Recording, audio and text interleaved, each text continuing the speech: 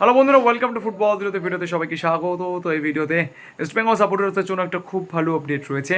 তো তোমরা নিশ্চয়ই জানো যে মাদি তালাল তিনি কিন্তু দেশে ফিরে গিয়েছিলেন তার একটা পার্সোনাল রিজনের জন্য, এবং তার কিন্তু একটা স্লাইট ইনজুরিও ছিল।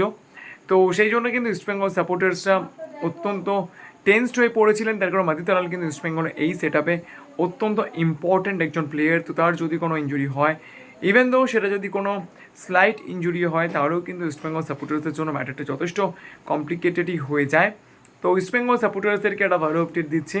মাদি তালালের যে স্লাইট ইনজুরিটার কথা শোনা গিয়েছিল, তো সেই সামান্য ইনজুরি থেকে তিনি কিন্তু অনেকটা রিকভার করে গিয়েছেন। তো এই মুহূর্তে তার ইনজুরিটা নিয়ে কিন্তু সেরকম আর কোনো কমপ্লিকেশনস পাওয়া যায়নি, অর্থাৎ তিনি কিন্তু আইএসএলের ফার্স্ট ম্যাচ থেকেই খেলতে পারবেন এই রকমটাই কিন্তু শোনা যাচ্ছে। তার ইনজুরি নিয়ে সেরকম কিন্তু আর কোনো কমপ্লিকেশনস নেই, এবং তার সঙ্গে সঙ্গে যেটা আরও একটা ইম্পর্টেন্ট আপডেট, তিনি কিন্তু খুব তাড়াতাড়ি ইস্ট বেঙ্গল প্র্যাকটিসে যোগ দিতে চলেছেন, এবং যেটা শোনা যাচ্ছে তিনি হয়তো মানডের মধ্যে তিনি কলকাতায় ফিরে আসতে চলেছেন ফ্রান্স থেকে।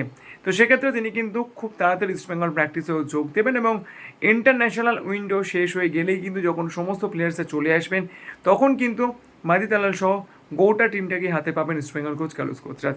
তো এটা কিন্তু নিঃসন্দেহে ইস্ট বেঙ্গল সাপোর্টারদের জন্য খুব ভালো একটা আপডেট। তো যদি ভিডিওটা ভালো লাগে তাহলে প্লিজ লাইক করে দিও, মনে করো আমি চ্যানেল সাবস্ক্রাইব করতে ভুলো না, কারণ সবসময় করে তোমরা সাবস্ক্রাইব করলে কিন্তু আরও ভালো ভিডিও বানানোর মোটিভেশন পাওয়া যায়। তো চলো এখন মধ্যে এই পর্যন্ত দেখা হচ্ছে পরের ভিডিওতে।